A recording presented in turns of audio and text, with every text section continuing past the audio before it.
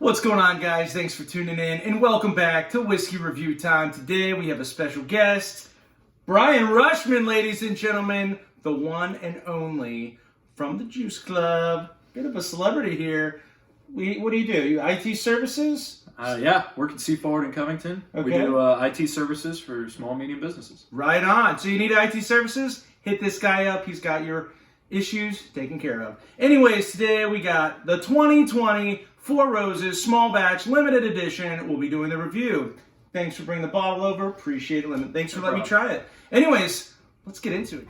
Ryan, what recipes are in this Four Roses this year? Yeah, 4 recipes this year. They increased it from 3 last year. Okay. They got 2 of the higher rise, so 2 of those Bs. They got OBSV, OBSK. Okay. 12 year and a 19 year. Then they have 2 of the lower rye, the 20 percenters. The 2 of the E's, recipes 2 and 7. Oh, okay. OESK and OESV. Right on, man. And this comes in at what? This is what, 55.7? So 111.4. There it is. Yeah, 111.4. 111.4. Brian, care if I shake your bottle? Go for it. Because that's what we do, baby. We shake that shit up. Anyways, let's get into this review.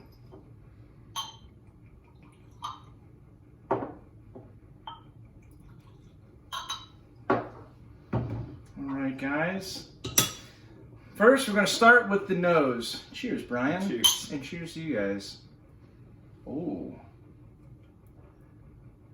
See, now normally Four Roses, I'm with something like this, a lot of the small batch limiteds, I'm getting honey and apple a lot of times on the nose. I'll get some of that fruit as well. Sometimes I'll get like raspberry, apple, a little bit of plum. This one's different though. It's hitting me. I got a lot of that caramel flavor and mixed with a little bit of that raspberry in there. It's strange. Like it wasn't like the expected nose. Yeah. But I can also smell the rye. Those 2 high ryes, they're coming forward a little. Yeah. For sure. And an old rye, I mean a 19-year rye is one. 19 years at that. Yeah. Anyways, salute, my friend, to the first sip.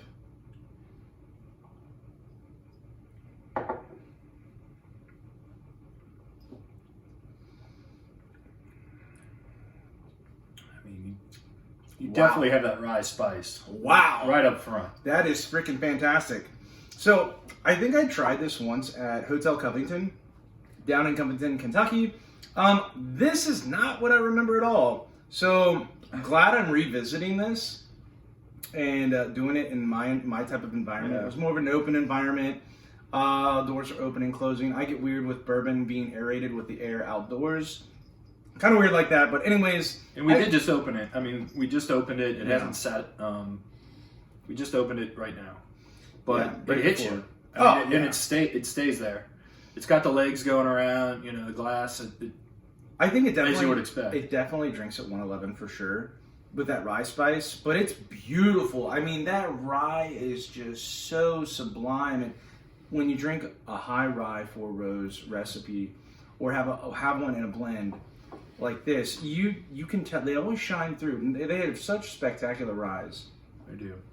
And Brent Elliott, I mean, as far as I go on Brent Elliott and what he mixes and does, he's been there now, I think since 2005 he started, but he master distiller since 15. Okay. Yeah. So, he's been doing them that long. Actually won an award. He won an Icon Master Distiller Award last year. Obviously, I believe it's a worldwide or at least America's award that he won. So that says something. But yeah. So on the palate, I'm definitely getting a little bit of that rye spice. I'm definitely getting like a creamy caramel, and then getting some of those fruits. A little bit of pepper on the back, a little bit of orange on the back.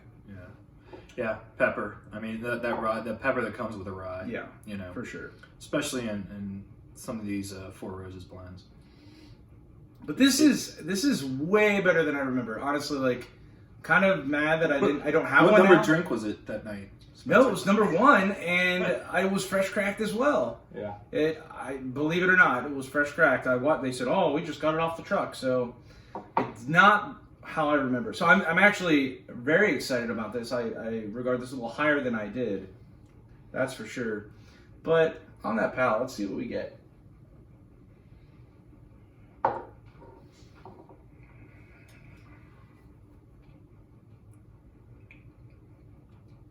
Caramel, raspberry, strawberry, a little bit of oak in there. Got that age with the high rise. Yeah. And then on the back end, it's moving into like a nice chocolate tobacco. A little bit of that pepper. You got a little bit of heat. At 111, it's not going to blow out your palate. This thing is awesome. It's rocking. It's everything you want. And the Four Roses Small Batch Limited. Is it 2015 good?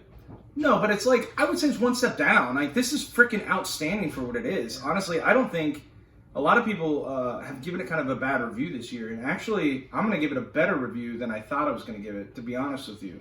So, I think overall, like, this is a pretty spectacular whiskey. What do you think? Yeah, I mean, you're on with... I love the 19. Loved it. Yeah. I was surprised. It had some 21-year stuff in it. It was maybe my favorite after 2015. Okay. I loved it. Yeah, this one, I would agree. It retail, this is a terrific bottle. Yeah. If you can find one. But 2020 is right up there at the top of the ones I've had. I mean, this is spectacular. I'll be interested in going back to it in a week or two. Yeah. Open it up. Put a little air in there. Yeah, get a little air in there. Have it open up. But what was retail on this, Brian? What was it? 150? Yeah, but it's right around there. It's right around there. About 150, 160. And they seem to increase every year, believe it or not. Funny. On secondary now, I mean, what, 350? 350, 400 isn't unheard of. Gosh. I mean, with everything the way it is right Better now. get my pocketbook out because I'm going to need it on my shelf.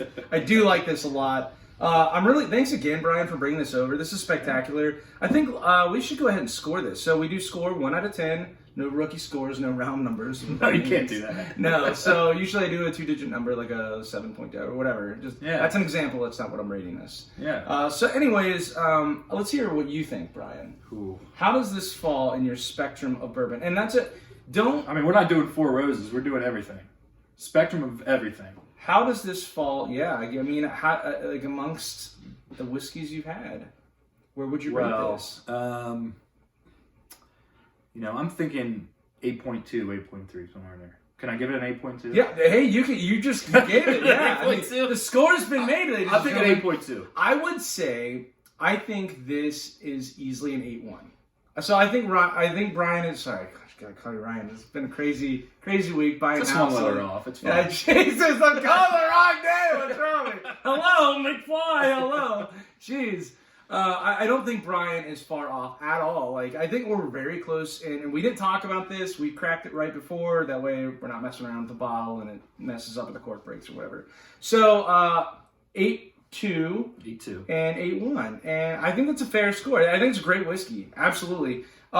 It definitely sits up there with some of the other Four Roses small batches. Yeah. It has that 1-2 punch with the heat. I like that. It's very complex. It's very bold. I like what they've done with this year's. It's not what I remember at all. I don't know.